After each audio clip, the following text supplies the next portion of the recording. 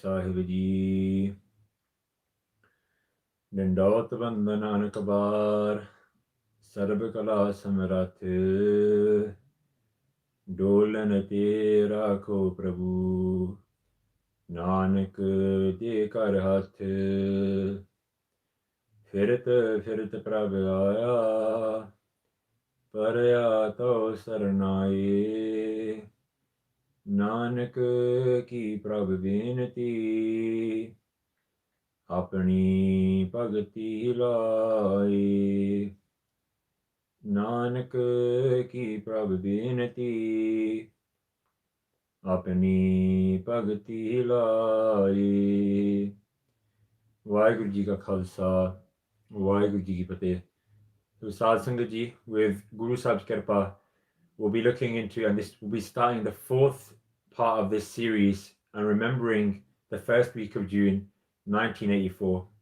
And today we'll be looking at the fourth part, which is the Sikh Resistance. So just to recap where we've got to so far in the story leading up to the events in the first week of June 1984, we looked at on the first day the events leading up from partition from 1947 and the agitation started by the Sikhs, led by Sant Jarnail Singh Ji under the Dharm Yudh Morcha and requesting the prerequisites that were established on the Anandpur Sahib resolution in 1978, and then the actual physical agitation and protest against the government state starting with the Dharm Yudh Morcha in 1982. And we realized how the propaganda was used against Sikhs to put them in a bad light, to scaremonger the public of India into thinking that Sikhs are starting their own separate state. And in order to verify, or in order to give reason for the injustice and the tyranny that the Indian army was planning, we hear that the planning started up to 2 years earlier, and that Sikhs had heard of this and hence started fortifications around Sri Harimandir Sahib with around 250 to 300 Sikh resistance soldiers waiting to protect their home and their holiest gurdwara, one of the holiest gurdwara known to our Panth. So apologies, I forgot to go through the books that I used to source yesterday's talk, and some of the Sangat were asking about that.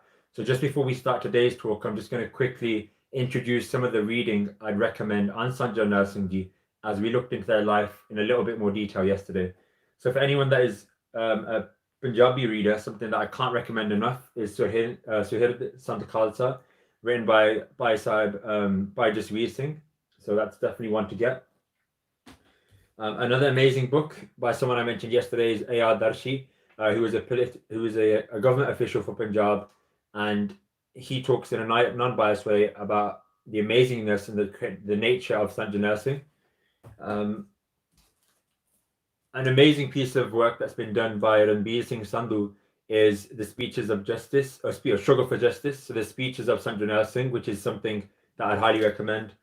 And lastly, done by an American or Canadian lady, I can't remember, Cynthia Kepley Mahmood has written a book on fighting for faith and nation, in which she talks about the Karkud Lahar, and in particular the personality of Sant Jarnail Singh Ji. So we're now looking to the 5th of June, and this is the last day in which the full Maryada, the normal proceedings of Sri Harimandir Sahib continue in their full. Because of the army attack and because of the battle heightening. So bombing continues, as we heard, from beginning at Amrit Villa at 4 a.m. from the 4th of June, and this continues today into the 5th of June, rampantly throughout the day. And Gyani Kirpal Singh Ji says, from his eyewitness account, that the bombing actually led to quite a few fires breaking out in the complex of Sri Harimandir Sahib on the 5th of June. Now, at this point, the Sikh resistance has kept back the army for 2 whole days. It's starting from the 1st of June for a couple of days by now. And they'd seriously underestimated the might that the Singhs and Singnia had, the power they had, even with little weapons and even with second-hand weapons, which was nothing compared to the might of the Indian army. And as we mentioned previously, General Bra, who instigated the attack on Sri Harimandir Sahib, quotes that it shouldn't take more than 2 to 6 hours to overcome these militants. Yet here we are on the 5th day of the battle, and the Sikhs still staying strong.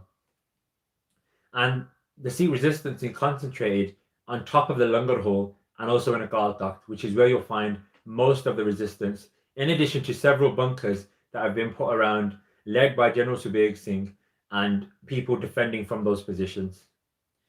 So one personality that's important to mention is Bhai Mandeep Singh Ji, who was the son of Sant Kartar Singh Ji, who was the leader prior to Sant Jarnail Singh, and also the leader of the men's side of the All India Sikh Student Federation, which were a youth group mainly focused and mainly that had members from universities and colleges that were vital in terms of the movement for the Dharam Yudh Morcha. And that in itself was a political movement, and they were the head of that. So a very important person. And they themselves were on top of the Langar Hole. And there's an account in regards to their resistance and their fighting style. And one account says that Bhai Mandeep Singh Ji, whilst being on the top of the Langar Hole with a semi-automatic rifle, sees a helicopter approaching. And this helicopter has army commandos in it that are coming and flying down via a rope from the helicopter. And it says that for an hour or two, Bhai Mandeep Singh Ji, with a handful of other Singhs, are shooting towards that helicopter, and not one single army commando is able to actually land and put their feet in the complex of Sri Harimandir Sahib. After taking so many casualties, that helicopter decides to return and comes back for a second wave. Again, they're sent back with their bags packing after seeing the bullets from Bhai Mandeep Singh Ji and also the other Singhs that are there at the time. So after this, we see Bhai Mandeep Singh Ji move from the Langar Hole and also go and take refuge and take up positions in Sri Akal Takht side, along with Sant Jarnail Singh Ji and the majority of the resistance at that time. And on the 5th of June, we hear that Sant Jarnail Singh Ji led an ardas with the rest of the Singhs, asking for the blessings of Guru Har Gobind Sahib Ji Maharaj in this battle that was about to commence and get to its fullest. At 7 p.m. on June the 5th, whilst the battle is continuing and ramping up at Sri Harimandir Sahib, we hear of something very worrying and very distressing, and that at 7 p.m. there are reports of over 40 other gurdwaras in Punjab that have simultaneously been attacked.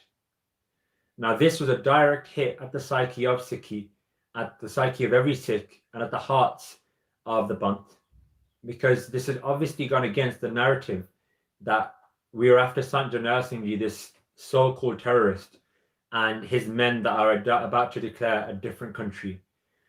So the reason stands, if that was the case, Sant Jarnail Singh Ji wasn't present in the 40 plus other Gurdwara across Punjab. He was concentrated in one place, hence the need to attack 40 other Gurdwara doesn't stand at all. And it proves and adds to the truer narrative that in reality, this was an attack on Sikhi, not a handful of Sikhs. And many thousands across Punjab are innocently killed, arrested, harassed, and Gurdwara themselves damaged, burnt, and vandalized, all with the aid of the police and also all the aid of right-wing mobs. So at 9 p.m, towards the end of the day, we see a total media blackout in Punjab, and the electricity across Punjab is cut. Charities such as the Red Cross and non-government organizations such as Amnesty International are not allowed into Punjab at all to report on what is going on. Again, strengthening the point that the Indian government most definitely had something to hide here. And as we're seeing in recent events as well, with the suppression of social media and also other ways of transmitting news, generally a blackout occurs when there's someone in the wrong and someone to be held accountable. So after this blackout, it's quite important here to consider the timeline. On June the 5th, we have the blackout at 9 o'clock. At 10 o'clock, commandos are sent on foot to attack and to invade Sri Harimandir Sahib, Sri Akal Takht, sorry. And after the Singhs and Singhniya within their bunkers at Akal Takht provide heavy fire and catastrophic destruction upon the enemy, they are forced to retreat. And just like those army commandos that tried to come in via air, via a helicopter, they try a second wave of attack. But in addition, this time, they also have divers that are trying to infiltrate by being underwater in the Sarovar. All of these are sent back with bullets. And after heavy losses from the Indian army, they're forced to retreat. And this is where we see the true brutality of the destruction and the attack on Sri Harimandir Sahib, in particular the complex. So after being retreated twice, both from air and on foot and via water, this is something for us to be very proud of and take a lot of inspiration from, because a handful of Sikh with stent guns, with second-hand guns, fighting with whatever they could, was able to hold off the might of the Indian army for 5 days. People that had been trained for this for 2 years. Hence, such is the power of, first of all, having faith in Guru Sahib, that when the time comes, Guru Sahib will protect their Sikh, but also the power in Gurbani, and reflecting on what we mentioned yesterday, in that these weren't any random people holding a fort at Sri Harimandir Sahib. These were people with serious amounts of seva and serious amounts of bhakti, of simran, of bart behind them. Hence, they were able to come out with these crazy accomplishments. So at 10 o'clock, after the failed attacks once again, the army ramps up their attack, and they do this by introducing 12 battle tanks, and in addition to 12 heavily armored vehicles, and they start to enter the complex. Their force is directed towards Sri Akal Takht Sahib, where most of the resistance is now concentrated. And what we hear again from Gyani Kirpal Singh, who was there witnessing this at the time, he says that first of all, the domes, the top parts of Sri Akal Takht Sahib were attacked first. And that's actually led to a spread of fire in the third level, in the third floor of Sri Akal Takht Sahib. Now, on the third floor, at that point, there were many old Puratan Sarups. By Sarup, I mean Guru Granth Sahib Ji, or scripture of Guru Granth Sahib Ji, that were placed and put to rest, put in their sachkhans on the third floor of Sri Akal Takht Sahib. And because of this widespread fire, unfortunately, many of these were destroyed in that attack, along with many of the valuable possessions, which we'll hear about tomorrow in particular. So many older sarups of Guru Granth Sahib Ji Maharaj are destroyed in the third floor due to that fire. And slowly the cannon fire makes its way down towards the face of the building. And because of that onslaught, that constant fire, the bombing, the artillery shelling, many Singhs and Singhniya in Akal Takht attained Shahidi at that point. So after trying all they could and exhausting all their options in terms of army personnel on the floor, the only way that the Indian army was able to actually suppress the resistance was by taking the cowardly approach and using strong fire from a safe distance so that none of their men were at danger. And we hear that in that evening, Sukhasan is done at Hari Ki Pauri, compared to its normal place of the Sachkhand at Kotha Sahib in Sri Akal Takht. So Hari Ki Pauri is placed right at the back of the actual Gurdwara Sri Harimandir Sahib, which is in the Sarovar. So normally, for anyone that's been to see Sukhasan or Prakash of Guru Granth Sahib Ji in the morning or the evening at Harimandir Sahib, you would see a massive congregation coming from Akal Takht and then leading back to Akal Takht, taking Guru Granth Sahib Ji with them. But that Maryada was not able to take place on the 5th due to that constant shelling and the attack on Sri Akal Takht Sahib. So over the night of the 5th and the 6th of June, we hear the army not only attacking constantly Sri Akal Takht Sahib, but many other parts of the complex. In particular, a room that is adjacent to Darshan Duri. So Darshan Duri is the entrance, that kind of walkway we enter before normally getting in the queue to pay our respect at Harimandir Sahib.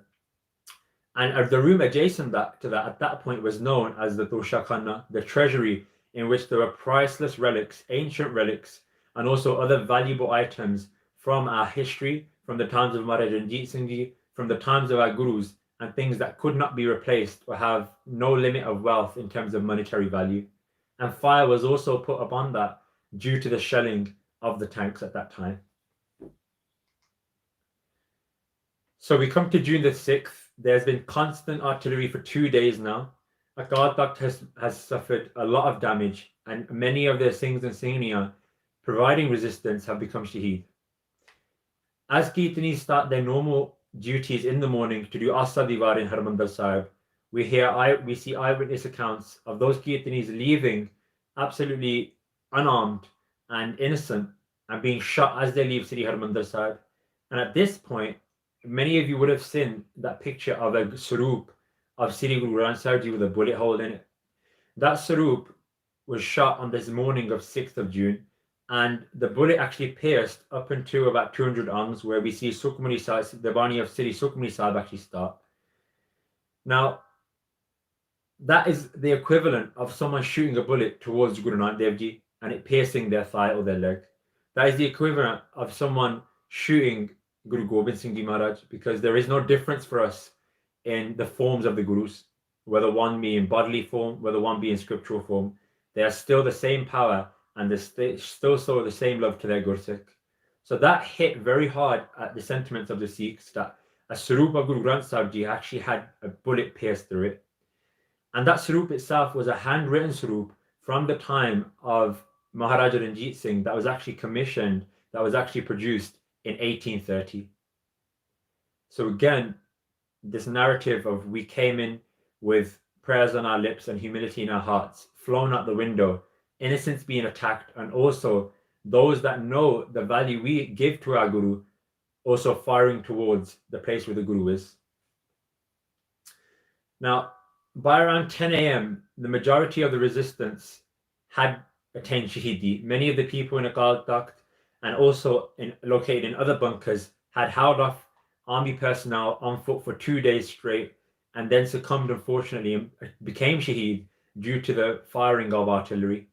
And we hear around 10 a.m., the majority of the resistance has been finished and army had occupied the majority of the complex. However, there are resistance from fighters up until the 10th of June, and we'll talk a little bit more about them tomorrow.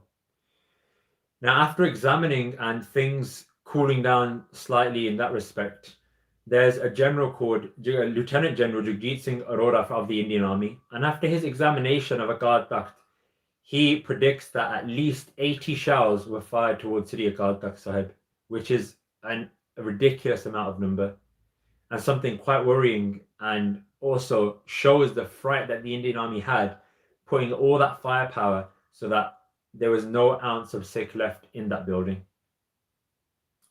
Gurmeet Singh Kima, who was also an eyewitness account at that point, he talks about how the continuing killing of innocents, people that were held captive in rooms, not denied any water, denied any electricity, told to drink their own urine, told to drink their own blood, and how after 800 people surrendered in Sri Harimandir Sahib, they were gunned down and massacred on the spot. So again, reiterating the fact that this was not a specific attack on certain people. This was an attack and an attempt to cause as many casualties as possible. So one Sakhi and one incident in particular I'd like to draw all of our attention to is the Sakhi of the family of Gyani Mohar Singh and Bibi Pritam Kaur. And many of you would have seen a picture of two very young girls, Bibi Satnam Kaur and Bibi Waheguru Kaur.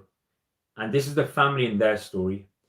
So Gyani Mohar Singh, just a little bit of a background on who he was. He originally came from a Brahmin family, a Hindu family, and came into Sikhi when meeting Sant Kartar Singh Ji of the Dandami Taksal. He later went on and stayed very close to the Jatha and was well read in Gurbani and reached a very high spiritual level after doing a lot of seva and years of bhakti. He was married to Bibi Pritam Kaur and had 3 daughters, Bibi Satnam Kaur, Bibi Waheguru Kaur, and Bibi Ajitpal. Now, Bibi Ajitpal was very young at the time, hence was not with the family in Sri Harimandir Sahib. But the 2 daughters, Bibi Satnam Kaur and Bibi Waheguru Kaur, were aged 8 and 6, and they were present defending Sri Harimandir Sahib along with the rest of the Khalsa at that time. And they lived very close to Sant Ji, such that Gyani Mohar Singh actually became a bodyguard of Sant Jarnail Singh Ji. And they were also present when the attack happened. And before going to consult Sant Jarnail Singh Ji on what they should do, the family collectively did an ardas, the 4 of them that being. And their ardas was similar to the one that Bhai Mandeep Singh Ji did, as mentioned 2 days ago. And it was that Guru Sahib, please bless us with Shahidi. Please bless us with the gift of being able to give our lives in protection of the faith that Guru Nanak Dev Ji Maharaj started themselves, which for a Sikh is a massive blessing. And that shows that the change in psyche that the parents also had at that time.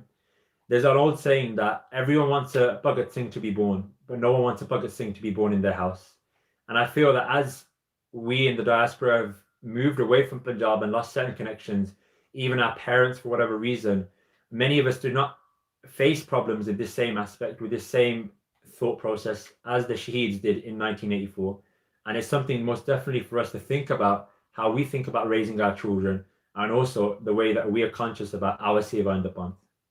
So after doing this ardas to Guru Sahib, that Guru Sahib, please bless us all with Shahidi, they went to Sant Jarnail Singh Ji, and at that point, Sant Jarnail Singh Ji asked them to leave, most likely because of their two young daughters. At that point, Jani Moor Singh Sant said, Sant Ji, we have now done our ardas. We cannot go back on our ardas once we have done it to Guru Sahib. So General Shabeg Singh sent them to a bunker very close to the Shahidi Asthan, the place of martyrdom of Baba Deep Singh Ji Shaheed, which, as many of you would have seen maybe, as we're going around Harimandir Sahib, there's a big picture in kind of behind a glass window where many people also matha take, and that signifies a place where Baba Deep Singh Ji Shaheed fought with their head in their hand after walking 8 kilometers, and then finally, when they got to Guru Harimandir Sahib, placed their head at Guru Sahib's charan and attained Shahidi. So they were also in a bunker very close to there, and for 2 or 3 days they'd been shooting any officers that dared to step into the complex of Harimandir Sahib. Now we hear also that Bibi Pritam Kaur, Bibi Satnam Kaur and Bibi Waheguru Kaur were actually doing the seva of getting ammunition, giving supplies, bringing food, bringing water to the soldiers and the resistant fighters all around Sri Harimandir Sahib. And at that point, the 4 of them were collectively in the bunker and the tanks had rolled in. Now these tanks obviously reflect or repelled any bullets that hit their armor. And due to that reason, Yani Moor Singh, and along with his family, were having no luck in trying to halt these tanks as they were approaching Sri Akal Takht Sahib. And at that point, they took the radical decision, and one of the most amazing decisions we hear in this Sakhi, in terms of giving their lives up in order for the greater cause, in order to stop these tanks in their path. And the 4 of them strapped up grenades or bombs or C4s, explosive devices, to their bodies and committed themselves to the seva of the Panth by running over towards the tanks, letting off Jagari of Sat Sri Akal, and then detonating themselves and putting their limbs on the line to stop the desecration of Sri Akal Takht Sahib. Now, well, I was speaking to someone yesterday, a friend, in regards to how many of us are viewing this time lapse of 1984, and he mentioned something very interesting. He mentioned something that a lot of us do see these events as a timeline, and it's important for us to actually reconnect with the truth, with the reality, and with the experience of it. And whilst he was saying this, I was thinking of Satnam Kaur and Bibi Waheguru Kaur being at such fragile and young ages, but still showing the strength and also having the consciousness, the understanding, due to their parents' teachings, of what a great blessing it is to become a Shaheed.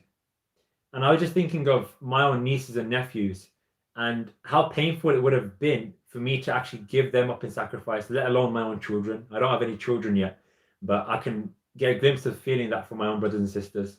So when we hear of these stories, Sad Sangati, one way that always helps make it more personal for me is to imagine my own nieces, my own nephews, and I'm sure you can do the same with your family members, because these were family members of other people. People's lives were destroyed, and people quite valiantly gave their lives up in protection of Sikhi. Just one more thing I want to focus my attention on, and something that brought a massive smile to my face actually when reading this. And this is from one of the accounts of a Singh called Bhai Mandeep Singh Mukhi, who was with the Jatha at the time, and he's actually also alive today as well. And he still does talks quite prominently about the Subha, the personality of Sant Jarnail Singh Ji. And he talks about when he was in Akal Takht on the 6th of June, he saw a Singh with a steel bucket on his head. He's thinking, what on earth is going on here? Why is this Singh in the midst of a war got a steel bucket on his head? And he approached that Singh, and the Singh with the steel bucket on the head was Bhai Harcharan Singh Mukta. And he said, Bhai Harcharan Singh, why on earth have you got a steel bucket on your head? And he says, Bhai Mukhtiar Singh, he goes, I want my face to remain intact, so that when I achieve the status of Shahidi, when Sadguru Sahib Ji blesses me with Shahidi, the enemy can look me directly in my face and recognize that we weren't scared, and they could see and recognize that I was a Singh of Guru Gobind Singh Ji Maharaj. So this was the psyche, the thought process of many of the Singhs and Singhniya, literally going above and beyond, and also not in a state of being afraid, not in a state of fear. I'm totally beyond that, and which is a very powerful place to be in, and the place you want to be in such circumstances. And this is one of many instances where we see Singhs and Singhniya doing these very personal things that give us a glimpse into their lives. So that rounds up the 5th and 6th of June and the Sikh Resistance. And after the 6th of June, we see the organized attack on Sikh history, and also the actual plundering and looting of Sri Harimandir Sahib, which we'll finish off tomorrow in our last part of the series with, and we'll leave that for tomorrow's series. So just overall, reflecting on the blackout that took place in Punjab, as still happens today on social media outlets with the protests against George Floyd, and also with the remembrance of June 1984. Yesterday, we saw the Sikh Twitter handle be taken off Instagram for a few hours, and then only due to the response from the Sikh Bank, it actually revitalizing after that. So it's clear that state suppression is still active even till today. And as I mentioned earlier, do not let these things stay as facts or figures. Make them personal to your own lives so that we can truly empathize with what happened. And another part that always hits me is when reflecting on not only these atrocities that happened 30 years ago, but these have been happening since the creation of the Khalsa, in particular from the times of Guru Arjan Dev Ji onwards. And one snippet of history that always hits home for me in particular is the time of Mir Mannu's jails, who was the Subedar of Lahore, the Mughal emperor at the time, in the mid-1700s, who had arrested women and their children. And in order to try and convert these people to Islam and to suppress them, what the man Mir Mannu did, what that Mughal general did at the time, was take the children of the women and throw them up in the air and catch them on sticks and catch them on spears. Now, when actually thinking about that and thinking and seeing my own nieces and nephews thrown in the air and their small bodies caught on spears, it makes me feel sick. And then it makes me realize that the atrocities in 1984 were no different. In this time, they were using bullets instead of spears. They were using tanks instead of swords. So the atrocities that took place several hundred years ago are still being committed, if not even a worse manner today. There's a picture going around of a 3-year-old boy who had his stomach cut open. So I just wanted to emphasize how real this actually was, and emphasize the point that we shouldn't just be looking at these things from an academic point of view. It's very important that we learn the stats and figures, but at the end of the day, if we don't relate to it in a personal way, then the figures, the stats, they don't mean anything. So find ways to relate to it to yourself, and that way we'll all have a closer connection with those Shaheed Parvars, and also it will drive us to hopefully give back in some way, shape or form to those that are still living due to the effects, living in poverty, living in widow colonies in Delhi even till today, and hopefully give us some drive to do their seva as well. Finishing off, and I'd just like to share a personal story for myself, because 1984 is very close to me in my heart, as it was the factor, one of the main things that spurred me to get into Sikhi. And a constant theme that comes up in Itihas is there's no lack of people that are willing to give their lives at the blink of an eye for Sikhi. And when contemplating this for the first time when I was 16, 17, so 7, 8 years ago, I thought that why are so many people willingly giving up their lives for Sikhi? There must be something of value.